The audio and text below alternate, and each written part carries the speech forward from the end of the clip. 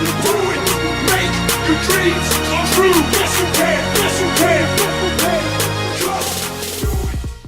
Now, I know there's a lot of people that don't agree with that, but they don't agree with a lot of things.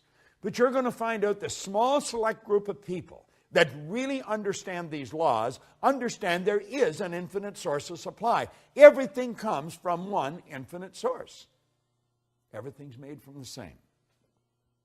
The difficulty with some is that they can more easily look to the creature as the source of their substance than to the creator. It's just beyond the average person's grasp. We don't really believe that God is the source of our substance. Now, when we start to believe it, I think it starts to happen. Let me share something with you that I read a long time ago. Dr. Wernher von Braun was one of the greatest scientists that ever lived. He's considered by many as the father of the space program. Think about this for a moment. He said after studying the now before I mention this, let me also mention that for a long time science and religion were antagonistic. They just could not come together, but they since have come together. Now von Braun said that after years of studying the spectacular mysteries of the cosmos, he was led into a firm belief in the existence of God. Now, I'm not trying to turn this into a religious dissertation. I am just mentioning my own personal belief after studying these laws for very close to 50 years. I see the law as the uniform and orderly method of the omnipotent God. A law is something that happens every time with every person everywhere. And everyone that has accomplished anything will be quick to tell you this. See, as we look back, everybody loves a dead genius. They really do. But you know, all of these great geniuses from history that we look at, they weren't considered geniuses when they were alive. The Wright brothers were considered real heretics. They really were. See, the people that made it happen, they were out of the box. They weren't ordinary thinkers, but they understood that there was this governing process called the law. You see,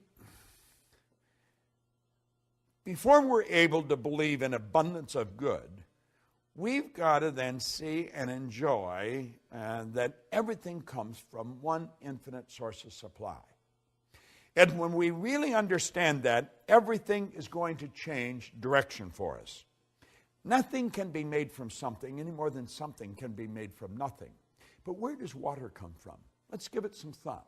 If we went outside on a nice clear day and stood there with a cup, just stood there, and we were patient, and we stayed there long enough, do you know that that cup would fill with water? Yeah. You would see in the no thing,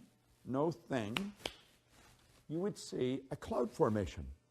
And the cloud would become very heavy and very dark, and before long, water would fall out of it. Now, if we stayed there with that cup, where would the water go to? It'd go right back to where it came from.